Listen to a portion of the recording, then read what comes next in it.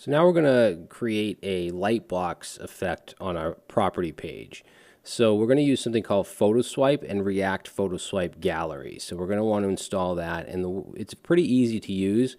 We're just going to bring in gallery and item, and then we wrap everything in gallery, and we wrap our image in an item component, and then basically in this this function here that takes in ref and open, and then we just add those props.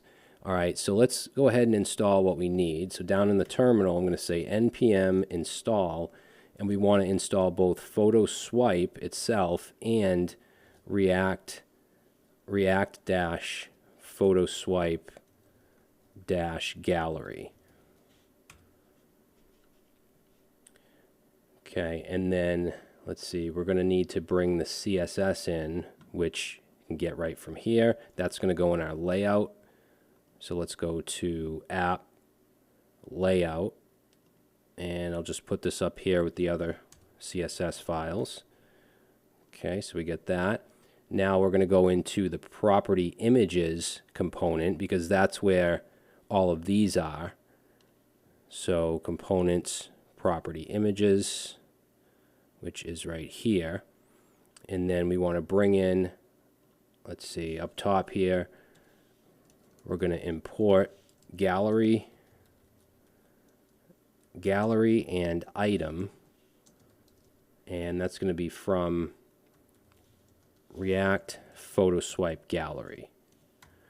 Okay, and then we basically just want to do what I just showed you in the documentation. So I'm going to wrap, let's see, we have a section here. I'm going to just wrap the whole section in the gallery component. So take this ending tag and let's put this down at the bottom under this section. Okay, so we did that. Now we have two sets of images, right? We have the image here. If it's only one, it's going to be this image component, and then if it's more than one, then we loop through and we show the rest of the images. So what we'll do is this top one first.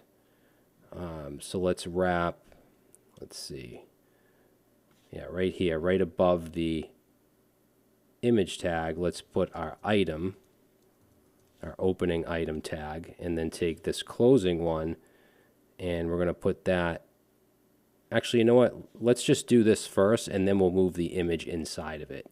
Now, this item is going to take in a bunch of props. So it's going to take in original, which is going to be the actual image, which in this case is the first image in the array. So we're just basically putting in what we have here as the source. And then the thumbnail. So thumbnail is going to be the same thing. So images 0. And we want width. So the width, I'm going to set that to 1000. And then height, I'm going to set that to 600. And you can mess with these values if you want. Then inside the item tags here, we're going to open up some curly braces and then put a function in. So we want to go,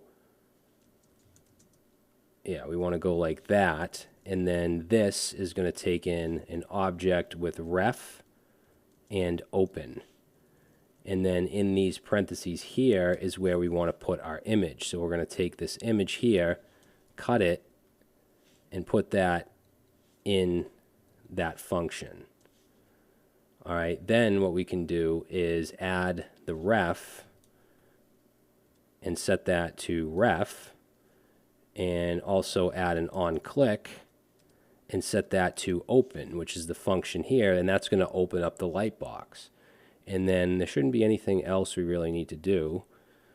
So if I save that, I mean, it's not going to show on this page because that's the case if there's only one image, right? So in this case, we have more than one. So that pertains to down here. So we basically want to do the same thing down here.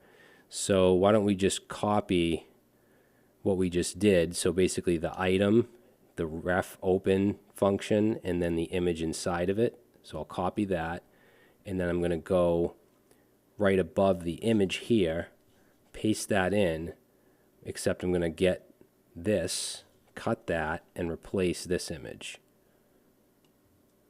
and then add the ref, which will be ref, and then add the on click, which is going to be open.